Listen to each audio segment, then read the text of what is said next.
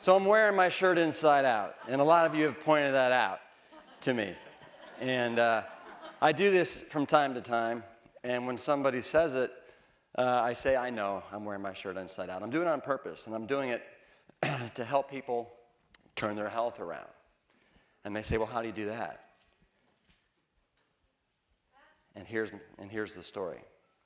So I became a firefighter to help people, to save lives, and to slay dragons. Now, obviously, we're not slaying real dragons, but that's our term for slaying fires. And a fire is really a living, breathing entity, and it's hell-bent on creating all the destruction and devastation that it can. And so we as firefighters have to use all of our wit, and we have to outwit, outsmart it, and outlast it. And whether it's an offensive fire or a defensive fire, there's certain tactics. But the essence of basically killing a fire is you got to put the wet stuff on the red stuff. And it doesn't matter if it's a house fire, an apartment fire, a high-rise fire, or if it's a wildland fire, we got to put the wet stuff on the red stuff. Now, I retired from firefighting a little over 3 years ago. So I am no longer fighting fires, but I now am still I'm helping people, I'm saving lives, and I'm slaying a different type of dragon.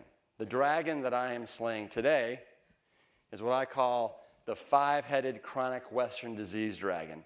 And this, over the last 100 years, has gained more strength and power and momentum, and it is flying around, and it is creating more death and destruction, right, on different individuals, families, cities, and states in this country.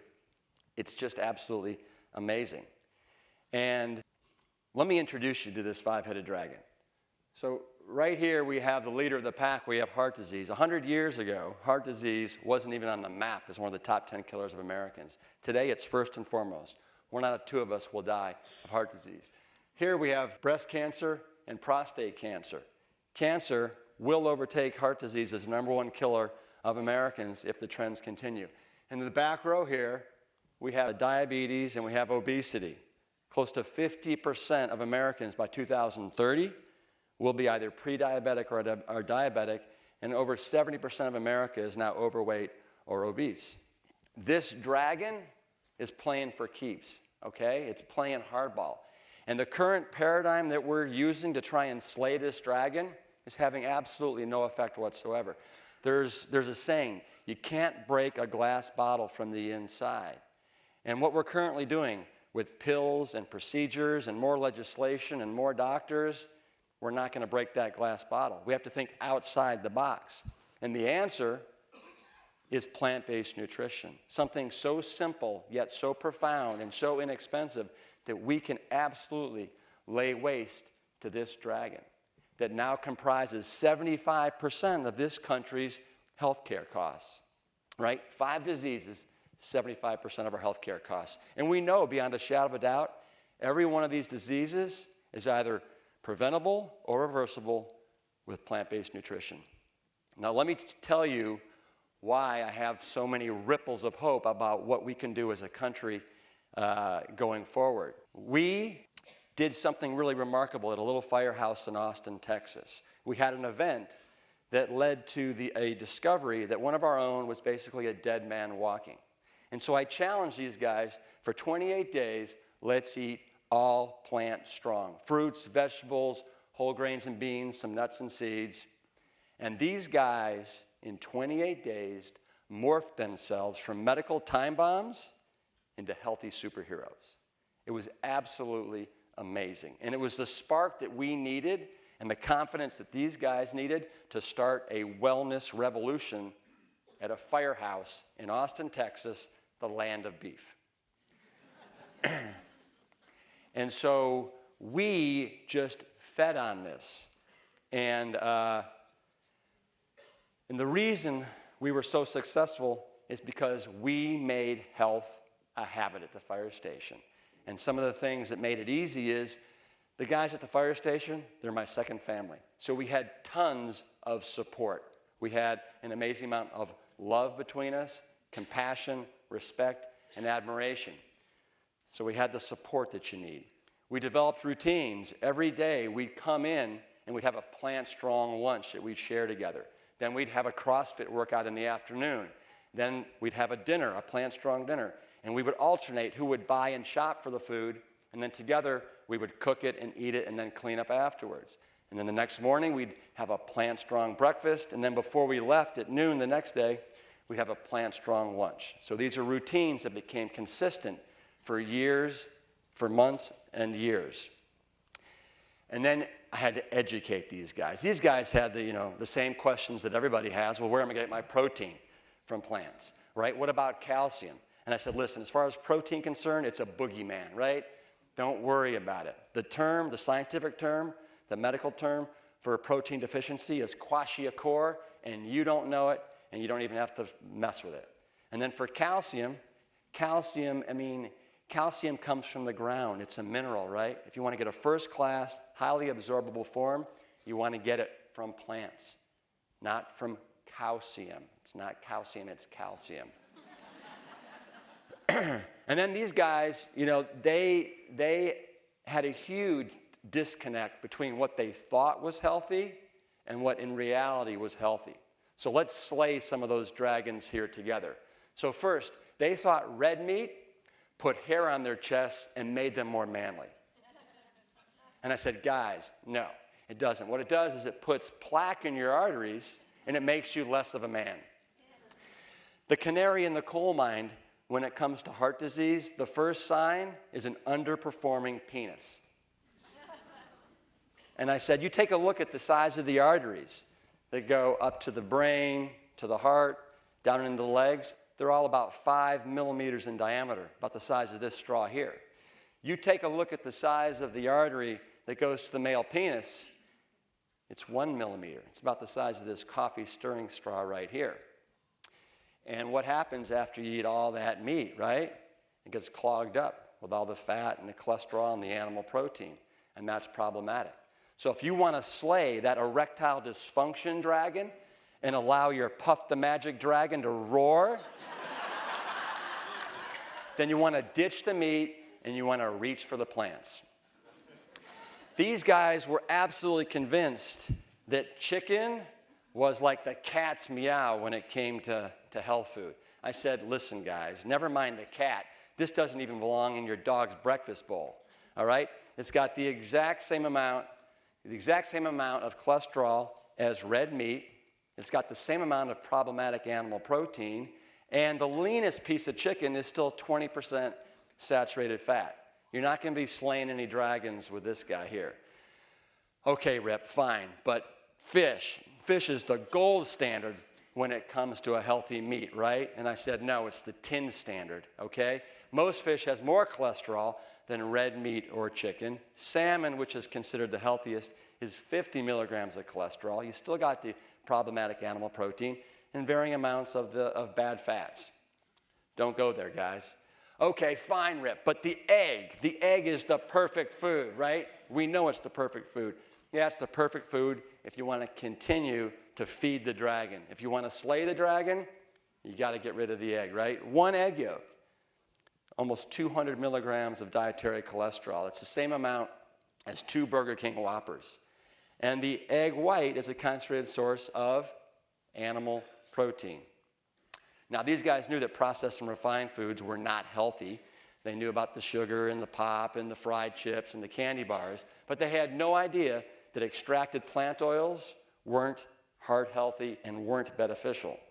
So I said, listen, this epitomizes the triumph of marketing over science. Let's pick on olive oil for a second.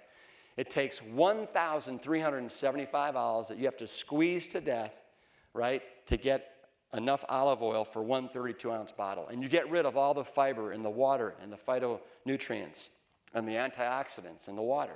And you're left with 100% fat, the most concentrated source of calories on the planet, and it's 15% saturated fat. And all it's doing is contributing to America's heart disease and obesity epidemic. Okay, but milk does a body good, right? And I said, guys, milk does no body any good, all right? You've been marketed to death. Don't buy the hype. As a matter of fact, This milk is just liquid meat, is what it is. It's got a very similar nutritional composition. And as a matter of fact, 1 8-ounce glass of whole milk has the same amount of saturated fat as 4 slices of bacon. Okay, fine. But cheese, don't take away our cheese, whatever you do, because we love our cheese. And I said, I know you love your cheese, and that's exactly why I need to take it from you. Because you know what? When I think of a loving relationship, I think of something that also loves you right back. And that cheese does not love you back, not one iota.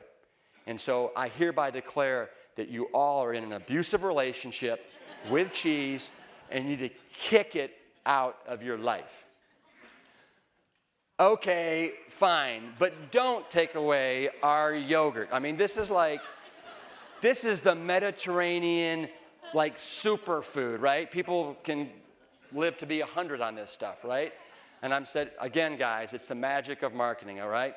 For example, this newfangled Greek yogurt that's 0 fat and twice the amount of protein, it's twice the amount of problematic animal protein, right? That's promoting tumors and cancers, that's leaching calcium from your bones, that's harsh on the kidneys and the liver, right? You don't need to go there. You can get everything you need from plants. And to put the nail into the coffin, I said, guys, we're the only mammals that drink another mammal's secretions, okay? You don't need to go there, not one bit. There's 51,000 mammals on the planet, and we're the only ones that have the unmitigated audacity to go there, all right? Don't need to do it. So the other thing we did at the fire station after I educated them is we surrounded ourselves with these fantastic, man-tastic foods. So it filled them up without filling them out. It made them, it tasted great, and it made them feel fantastic. So we did like these great breakfast bowls with plant-based milks. Spelt blueberry pancakes as big as manhole covers. Quinoa and fruit, right? The magic grain, almost 20% protein. Oatmeal waffles with nice applesauce on top. And then for lunches and dinners, we would do, all-time, all-American favorites. We do plant-strong pizzas, portobello mushroom fajitas with all the fixins, a lentil oat loaf that's kind of glazed with barbecue sauce on the bottom and the top, macaroni and not cheese, red lentil sloppy joes that were a lunchtime favorite, bean and grain burgers, red curry tofu stir fry, 3-bean chili, kale ceviche salad. Kale, it's angry lettuce, right? It needs to be tamed. So we would take a little bit of lemon juice, avocado, some spices, and drive it in there. Sweet potato lasagna, an all-time dinner favorite, makes fantastic leftovers.